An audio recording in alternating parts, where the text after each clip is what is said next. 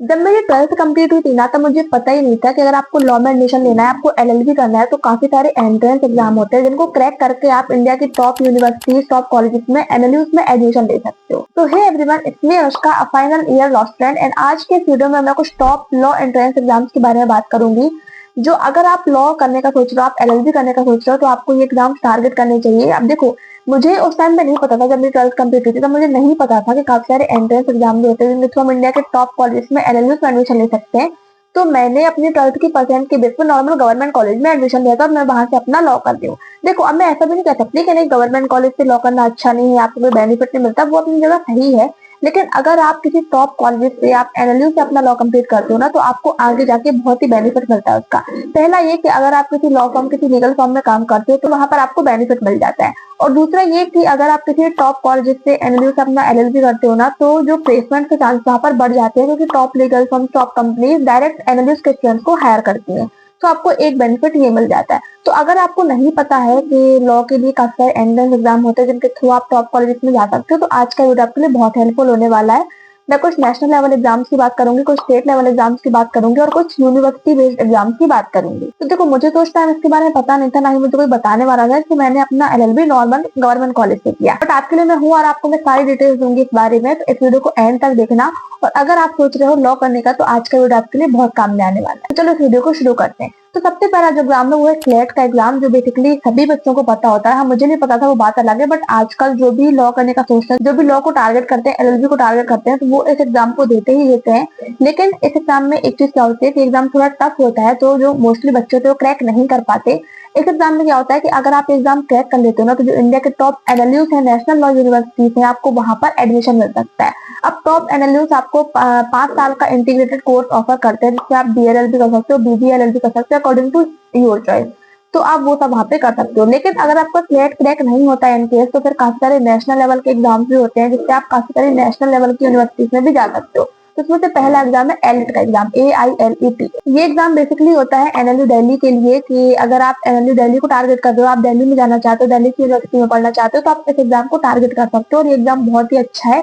इसमें MCQ based आपसे question पूछे जाते हैं और बेसिकली सिलेबस पे ही फोकस किया जाता है। अगर आप अपना जो लॉ का सिलेबस है, जो इसमें सिलेबस पूछा जाता है, अगर आप वो कंप्लीट कर लेते हो, तो आप ये एग्जाम इजीली क्रैक कर सकते हो। तो थोड़ा टफ नहीं होता, और इसमें कंपटीशन तो बहुत ज्यादा होता है, क्योंकि एनएलयू दिल्ली को तो मोस्टली सभी बच्चे टारगेट करते हैं। बट अगर आप फ्लैट से कंपैरिजन करें, तो हाँ, फ्लैट के हिसाब से एग्जाम थोड़ा सा इजी होता है। इसके बाद आता है एलसेट का एग्जाम। तो एलसेट के थ्रू आप इंडिया की प्राइवेट जो लॉ यूनिवर्सिटीज हैं, जो प्राइवेट कॉलेजेस हैं, जैसे OP Jindal law school and bits law school, alliance law school, ये सारे जो टॉप कॉलेजेस हैं, जो प्राइवेट लॉ कॉलेजेस हैं, आप इसमें एडमिशन ले सकते हो एलसेट के थ्रू। तो आप एलसेट को भी टारगेट कर सकते हो, क्योंकि ये भी बहुत अच्छा एग्जाम है। अगर आप इसे क्रैक कर लेते हो, तो आप इंडिया के टॉप प्राइवेट कॉलेजेस में एडमिशन ले सकते हो और वहां से अपना लॉ कंप्लीट कर सकते हो। तो ये तो होगा कुछ नेशनल लेवल एग्जाम। लेकिन अब हम कुछ स्टेट लेवल एग्जाम की बात करेंगे, कि अगर आप किसी पर्टिकुलर स्टेट की यूनिवर्सिटी को टारगेट कर रहे हो, तो आपको कौन कौन से एग्जाम देने चाहिए।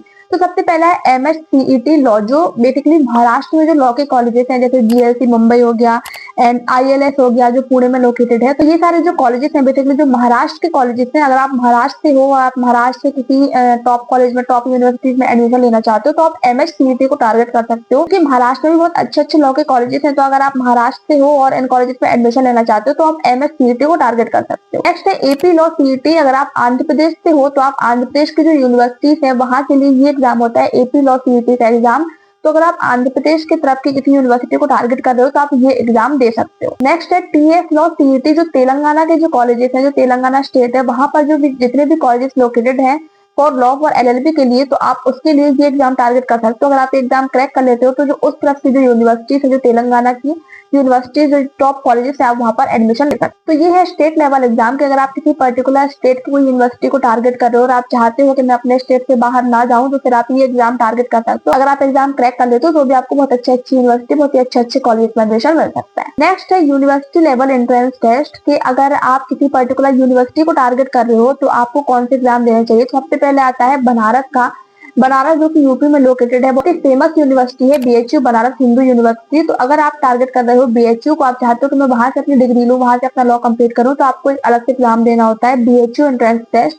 अगर आप एग्जाम क्रैक कर लेते हो तो आपको वहां पर एडमिशन मिल जाता है। नेक्स्ट है इलाहाबाद यूनिवर्सिटी। अगर आप इलाहाबाद से हो या वहां के किसी एरिया से बिलोंग करते हो तो आप इस यूनिवर्सिटी को भी टारगेट कर सकते हो। तो आपको इलाहाबाद यूनिवर्सिटी का एंट्रेंस टेस्ट देना होता है। नेक्स्ट है स्लेट का एग्जाम, जो सिम्बायोसिस लॉ स्कूल के लिए होता है। तो ये 2-3 जगह पर लोकेटेड है, 2-3 सिटीज में। तो अगर आप सिम्बायोसिस को टारगेट कर रहे हो तो उसके लिए सिम्बायोसिस अलग से एग्जाम कंडक्ट कराता है, विच इज स्लेट का एग्जाम। नेक्स्ट है सागर यूनिवर्सिटी। अगर आप यहाँ के एरिया से बिलोंग करते हो, आप सागर में हो या सागर के किसी आसपास के एरिया से बिलोंग करते हो, तो आप सागर यूनिवर्सिटी को भी टारगेट कर सकते हो। उसका भी एक अलग से एंट्रेंस एग्जाम होता है। अगर आप एग्जाम क्रैक कर लेते हो तो आपको सागर यूनिवर्सिटी में भी एडमिशन मिल जाता है। इसके बाद एंड में आता है सीयूईटी का एग्जाम, जो काफी सारे कॉलेजेस एक्सेप्ट करते हैं। तो अगर आपको इनमें से कोई भी एग्जाम नहीं देना तो आप सीयूईटी को टारगेट कर सकते हो, क्योंकि सीयूईटी के थ्रू आपको काफी सारे अच्छे कॉलेजेस में एडमिशन मिल जाता है।